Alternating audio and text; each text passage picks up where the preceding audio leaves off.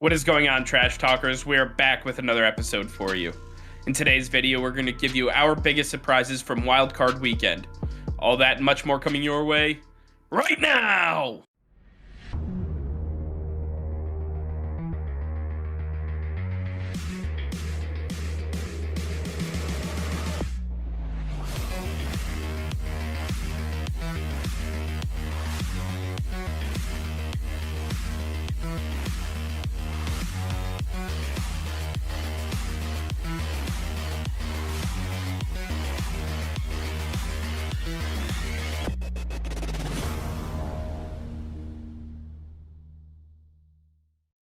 Hey Trash Talkers, over 85% of you are still not subscribed to the channel. Please be sure to hit that red subscribe button and turn on notifications, as it will help us create more daily content for you. Thank you and enjoy today's video. Alright Nick, Wild Card Weekend has been insane to say the least. A lot of crazy games, a lot of really close ones, and then obviously we've had some huge, just massive blowouts. Nick, out of all of the games we've seen so far, obviously not including tonight's Rams-Cardinals game, what has been the biggest surprise for you in Wild Card Weekend? Without a doubt, the biggest surprise is the only wild card team we had winning a playoff game this weekend. The San Francisco 49ers going into Jerry World and taking on the Dallas Cowboys and just beating them. And not because the San Francisco 49ers necessarily beat the Dallas Cowboys, but because the Dallas Cowboys beat the Dallas Cowboys, thanks to Mike McCarthy and his coaching staff. This was one of the worst coached games I've ever seen in the playoffs. When you have so much talent on both sides of the ball and none of it is working because everything's getting called back due to a penalty, then that's on the coaching staff. That's on Mike McCarthy not getting his guys disciplined. This was the most penalized team for the entire regular season, and now they set a new record for most penalties in a playoff game. That is one of the worst things you could possibly have attached to you, and now Mike McCarthy is a part of that. He is a major reason, if not the sole factor, as to why this team is not better and where they should be. It's time for him to go. It's time for people to wake up and realize that he's not a good coach. He's being average at best with an above average roster, and they're making big plays. Dan Quinn's making him look good on defense. Kellen Moore is putting together solid plays except for the end of this game. At the end of the day, Mike McCarthy is the reason this team continues to fail, and it's time for him to go if the Dallas Cowboys want to succeed. It's interesting to me that the onus falls on just Mike McCarthy. I feel like Kellen Moore and Dan Quinn have something to do with the fact that these teams are undisciplined, because at the end of the day, they also coach the team. It's not just on Mike McCarthy. I understand what you're saying. He's the head coach, and the onus is going to fall on him, but I think the blame has to be spread out to the coordinators and the position coaches as well. This entire coaching staff is riddled with issues, and people are looking at both Dan Quinn and Kellen Moore for possible head coaching positions across the NFL, and I would caution them to take a look at this game and say, is this really what you want to put out there? I mean, Dan Quinn has already shown us what he can do as a head coach. Yeah, he brought his team to the Super Bowl, but that was with Matt Ryan at the helm and that insane offense they had with offensive coordinator Kyle Shanahan and really running that offense with Julio Jones and company. I mean, I don't believe that they're going to be able to get that again with Dan Quinn.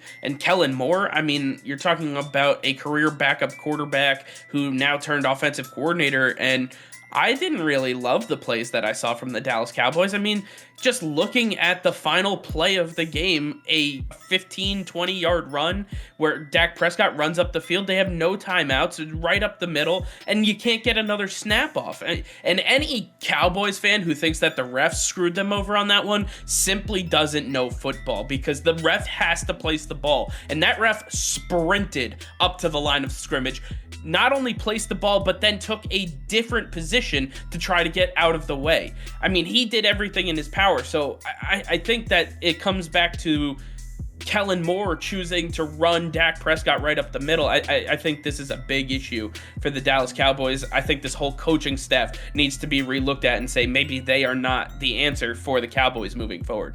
I mean, I'll agree with you that it was a bad play call. You shouldn't run in that situation.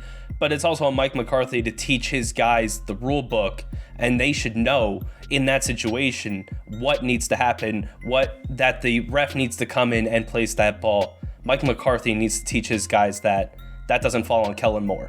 I think it falls on the entire coaching staff, but I want to switch gears a little bit, and I want to give you my biggest issue that I took this weekend and my biggest surprise, and that would be the New England Patriots defense just simply not showing up in Buffalo. I mean, you can talk about the offense and just hasn't looked the same since their bye week. Well, I would caution you to say the defense has looked even worse than the offense has. With rookie Mac Jones at the helm, he hit a rookie wall. He talked about it already, saying that he felt like he was playing 2 straight seasons without stopping. And you're right, because he played the national championship game, went right into the draft process. From the draft process, went into OTA's training camp, and then he had his entire season. Never had an off season. Now you're taking a look at this defense that was put together to be able to pick up the pieces from the offense, and they just couldn't do anything. The first time in NFL history where a defense not only gave up touchdowns on every single drive, but touchdowns on 7 consecutive drives, no negative plays, and no penalties for the opposing offense. I've never seen that because it's never happened in the history of the NFL. I don't know where that Patriots defense was. I know Jalen Mills wasn't playing, but at the end of the day, this is not a Bill Belichick coach defense, and something's going to have to seriously give if the Patriots want to get back to where they expect themselves to be next year. Yeah, I think at some point your veterans start to deteriorate and they can't last the entire season. This season, having an extra game, that affects them greatly. Having a very late bye, a week 14 bye, that's new to this team, to everybody in the NFL. And when they hit that, their body said, oh, it's the end of the season. We're just going to completely decompress. And they could never get back on that horse. They could never get back to that momentum they had prior to the bye. And it was an absolute killer for them. And I think for the veterans, it was even worse. Donta Hightower was not himself. He could not go sideline to sideline. He could barely make a single tackle. Kyle Van Noy was not playing with the same athleticism. Jamie Collins, him too. Then we see up front, Lawrence Guy, he's not as physical as he normally is. We see guys like Davin Godchaux, younger defensive tackles, Christian Barmore stepping up, and then Devin McCourty in the backfield just not playing up to his skill level. His brain just shut off with all of those dropped interceptions. There were a lot of different things going on, but namely, it's the veterans that completely failed them, and that's something that Bill's got to look at this offseason if they're going to fix it, because Mac did not lose them this game. The defense lost them this game because they could not get a single stop, not one punt from the Buffalo Bills in this matchup. That is simply awful. You can't expect Mac Jones to be absolutely perfect, which he would have had to have been. So it's time for Bill to fix this defense. He's got one more season of spending ahead of him.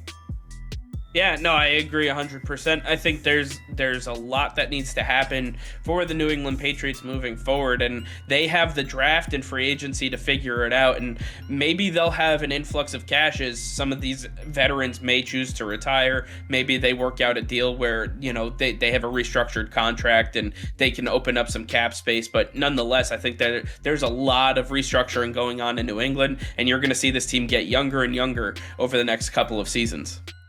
All right, well, I want to hear from you guys. Let us know in the comments down below what you thought was the biggest surprise of Wild Card Weekend. Were you surprised by how the Raiders played? Were you surprised at the upset from the San Francisco 49ers? Let us know in the comments down below. All right, well, that's going to be all for now. Thank you all for watching. Be sure to like this video and subscribe to the channel if you haven't already. Hit that notification bell. We go live every single day. That'll be all. Peace and love.